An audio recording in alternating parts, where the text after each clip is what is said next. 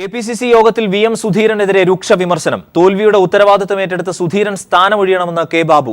ആദർശം പറഞ്ഞുകൊണ്ടിരുന്നാൽ പാർട്ടി ഉണ്ടാകില്ലെന്നും മദ്യനയം പ്രായോഗികമല്ലെന്ന് അറിഞ്ഞുകൊണ്ടാണ് നടപ്പാക്കിയത് എന്നും കെ. ബാബു. വിവരങ്ങളുമായി ഞങ്ങളുടെ പ്രതിനിധി എം.ആർ. സജേഷ് ചേരുന്നു. സജേഷ്, മന്ത്രിയായിരുന്ന കാലഘട്ടത്തിൽ ഈ മദ്യനയത്തിനെ വാതോരാതെ പുകഴ്ത്തിയിരുന്ന ആളായിരുന്നല്ലോ അദ്ദേഹം. നിലവിൽ എന്ത് നിലപാടാണ് സ്വീകരിച്ചത് ഈ യോഗത്തിൽ? അരുൺ, കെ.പി.സി.സി അധ്യക്ഷ സ്ഥാനത്ത് നിന്ന് വി.എം. സുധീരനെ മാറ്റണമെന്ന് പൊതുവികാരമാണ് എ ഗ്രൂപ്പ് പ്രകടിപ്പിക്കുന്നത്. ഇന്ന് സംസാരിച്ച കെ. ബാബുവും ശിവദാസൻ നായരും ഇക്കാര്യം പരോക്ഷമായി ആവശ്യപ്പെട്ടു. പ്രതിപക്ഷ നേതാവ് സ്ഥാനത്ത് നിന്ന് ഉമ്മൻചാണ്ടി മാറി നിന്നു. ധാർമ്മിക ഉത്തരവാദിത്വം ഏറ്റെടുത്താണ് മാറി നിന്നത്. സമാനമായ സാഹചര്യം പാർട്ടിയിലുണ്ട്. പാർട്ടിക്ക് ഉത്തരവാദിത്വമുണ്ട്. പാർട്ടി നേതൃസ്ഥാനത്തും മാറ്റം വേണമെന്ന ആവശ്യമാണ് കെ. ബാബു ഉന്നയിക്കുന്നത്. അതോടൊപ്പം മദ്യനയം പ്രായോഗികമല്ലെന്നും അത് അറിഞ്ഞുകൊണ്ട് തന്നെയാണ് നടപ്പാക്കിയെന്നും കെ. ബാബു പറഞ്ഞു. മദ്യലോബിയുടെ ആളെന്ന നിലയിൽ മുൾമുനയിൽ നിർത്തി. അങ്ങനെയാണ് മദ്യനയം നടപ്പിലാക്കേണ്ടി വന്നത്. ദില്ലിയിൽ നടന്ന 7 ദിവസത്തെ ചർച്ചകൾ തന്നെ ആർക്കും വേണ്ടാത്തവനാക്കിയെന്നും കെ. ബാബു യോഗത്തിൽ പറഞ്ഞു. പിന്നീട് സംസാരിച്ച ശിവദാസൻ നായരും സംഘടനാ തെരഞ്ഞെടുപ്പ് അടിയന്തരമായി നടത്തേണ്ടതുണ്ടെന്നും എല്ലാ കുഴപ്പങ്ങൾക്കും തുടക്കമിട്ടത് മദ്യനയമാണെന്നും യോഗത്തിൽ പറഞ്ഞു. ഇപ്പോൾ തോറ്റ എം.എൽ.എമാർ സംസാരിക്കുകയാണ്. അതിനുശേഷം നേതാക്കളുടെ മറുപടി ഉണ്ടാകും. അരുൺ. എം.ആർ. സജേഷ് വിവരങ്ങൾ നൽകിയത്. ഹരിപ്പാട് മെഡിക്കൽ കോളേജിന് വേണ്ടി നിയമവിരുദ്ധമായി ഒന്നും ചെയ്തിട്ടില്ലെന്ന് രമേശ് ചെന്നിത്തല. സ്വകാര്യ പങ്കാളിത്തത്തോടെ മെഡിക്കൽ കോളേജ് ആരംഭിക്കുന്നതിൽ തെറ്റില്ലെന്നും രമേശ് ചെന്നിത്തല പറഞ്ഞു. ഐസക്കിന്റെയും ശൈലജ ടീച്ചറുടെയും പ്രസ്താവന കാര്യങ്ങൾ പഠിക്കാതെയാണെന്നും രമേശ് ചെന്നിത്തല പറഞ്ഞു. ഹരിപ്പാട് മെഡിക്കൽ കോളേജിനെ പറ്റിയുള്ള ആരോപണത്തിന്റെ പശ്ചാത്തലത്തിൽ സമഗ്ര അന്വേഷണം നടത്തുമെന്ന് മന്ത്രി കെ. ശൈലജ ടീച്ചർ. കോർപ്പറേറ്റുകളെ സഹായിക്കാനാണോ നടപടിയെന്ന് പരിശോധിക്കണമെന്നും മന്ത്രി പറഞ്ഞു. ഹരിപ്പാട് യാതൊരു സംശയവുമില്ല, അതൊരു നല്ല ഇൻറ്റൻഷനോടെ എടുത്തിട്ടുള്ള കാര്യമല്ല കഴിഞ്ഞ സർക്കാർ. മെഡിക്കൽ കോളേജിൻ്റെ പേര് പറഞ്ഞതെല്ലാം ഒന്ന് നികത്തി കിട്ടിയാൽ റിയൽ എസ്റ്റേറ്റ് മാഫിയകൾക്കും വലിയ കോർപ്പറേറ്റുകൾക്കും എന്തോ ബിസിനസ് താല്പര്യം അതിൻ്റെ പിന്നിലുണ്ട് എന്നാണ് തോന്നുന്നത്. അതിനെക്കുറിച്ച് സമഗ്രമായിട്ടുള്ള അന്വേഷണം എന്തായാലും നടക്കേണ്ടതുണ്ട്. ഗവൺമെൻറ് അത് പ്രഖ്യാപിക്കുമെന്നാണ് എനിക്ക് തോന്നുന്നത്. എല്ലാ ജനറൽ ഹോസ്പിറ്റലുകളെയും ജില്ലാ ഹെഡ്ക്വാർട്ടേഴ്സ് ആശുപത്രികളെയും സൂപ്പർ സ്പെഷ്യാലിറ്റി ഹോസ്പിറ്റലാക്കി മാറ്റണമെന്നാണ് ആഗ്രഹം. ഒരുമിച്ചല്ല, ഘട്ടം ഘട്ടമായിട്ടത് ചെയ്യും.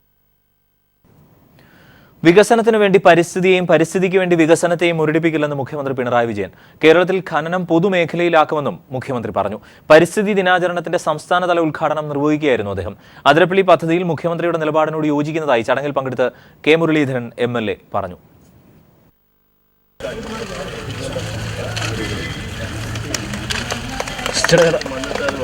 തിരുവനന്തപുരത്ത് ലോക പരിസ്ഥിതി ദിനാചരണത്തിന്റെ സംസ്ഥാനതല ഉദ്ഘാടനം നിർവഹിച്ചാണ് മുഖ്യമന്ത്രി പിണറായി വിജയൻ സർക്കാരിന്റെ പരിസ്ഥിതി നയം വ്യക്തമാക്കിയത്. നമ്മുടെ നാട്ടിൽ വികസനത്തിനു വേണ്ടി പരിസ്ഥിതിയുടെ കഥ കഴിക്കുന്ന അവസ്ഥയുണ്ടാകരുത്. പരിസ്ഥിതിക്ക് വേണ്ടി വികസനം തടയുന്ന നില ഇല്ലാതിരിക്കാനും ശ്രദ്ധിക്കണം. ഇത്തരത്തിലുള്ള ഒരു സന്തുലിത സമീപനമാണ് നാം നിലനിർത്തേണ്ടത്. എങ്കിലേ പുതിയ കാലത്തിനൊത്ത് നമുക്ക് സഞ്ചരിക്കാനാവും. പൊതു ഉടമസ്ഥതയിൽ മാത്രമേ ഖനനം അനുവദിക്കുകയുള്ളെന്നും മുഖ്യമന്ത്രി പറഞ്ഞു.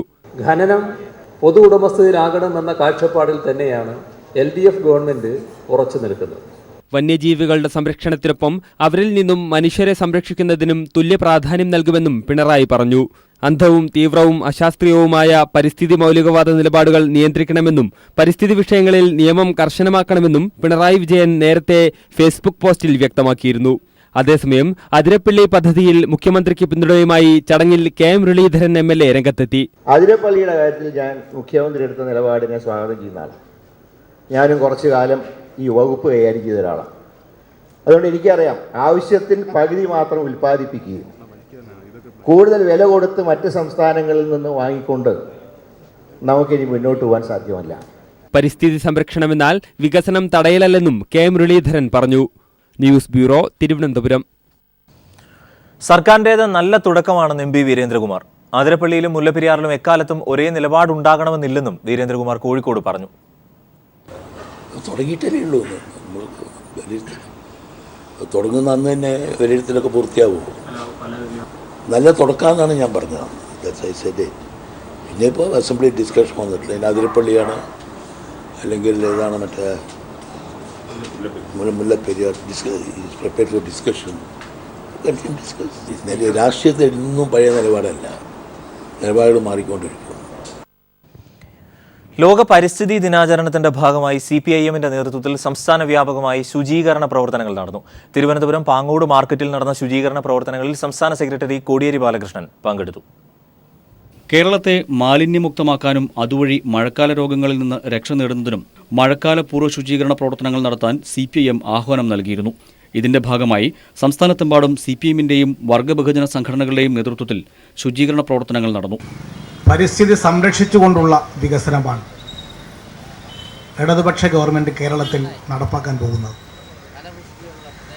പരിസ്ഥിതിക്ക് ദോഷകരമായ ഒരു പ്രവർത്തനത്തിലും ആരും ഏർപ്പെടാൻ പാടില്ല എന്നുള്ളതാണ് CPMന്റെ സമീപനം.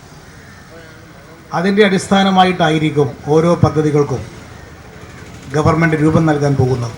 പരിസ്ഥിതി ദിനാചരണത്തിന്റെ ഭാഗമായി ആയിരക്കണക്കിന് വൃക്ഷത്തൈകളും നട്ടു.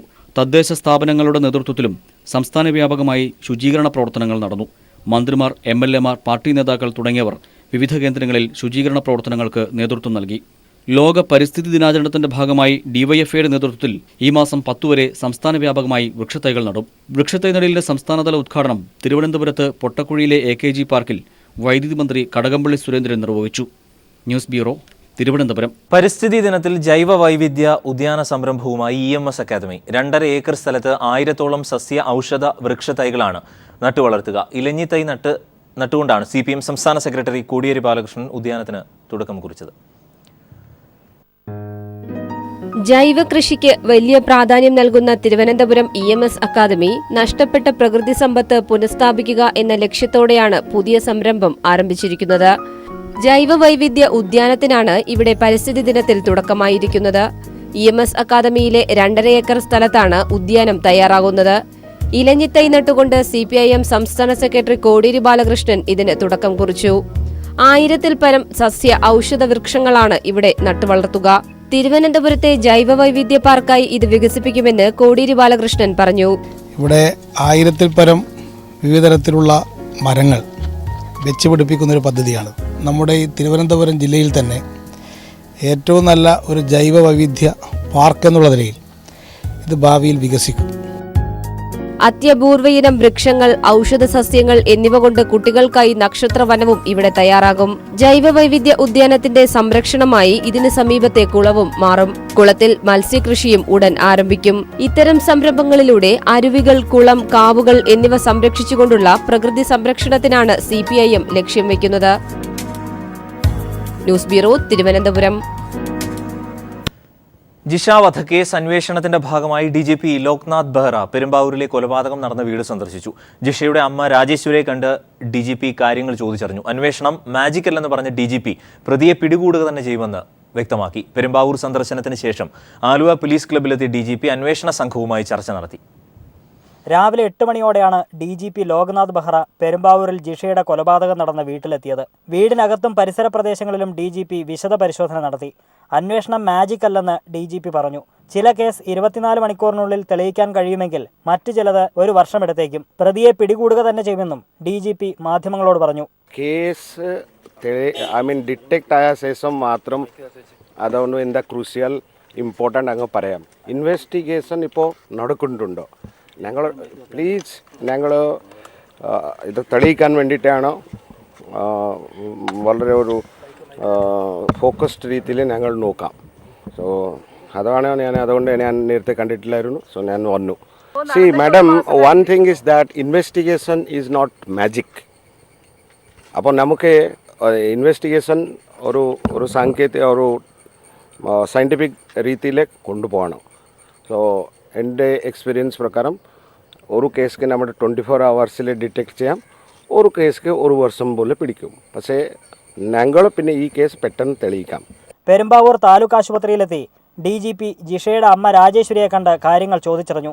തുടർന്ന് DGP കുറുപ്പമ്പടി പോലീസ് സ്റ്റേഷനിൽ ചെന്ന് ഉദ്യോഗസ്ഥരുമായി സംസാരിച്ചു. പിന്നീട് ആലുവ പോലീസ് ക്ലബ്ബിലെത്തിയ DGP ADGP B സന്ധ്യയുടെ നേതൃത്വത്തിലുള്ള അന്വേഷണ സംഘവുമായി ചർച്ച നടത്തി.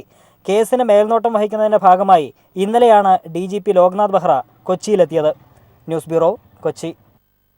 കാന്തപുരം AP അബൂബക്കർ മുസ്ലിയാരെ രൂക്ഷമായി വിമർശിച്ച മുസ്ലിം ലീഗ് മുഖപത്രത്തിൽ ജനറൽ സെക്രട്ടറി KP മജീദാണ് ലേഖനം എഴുതിയത്.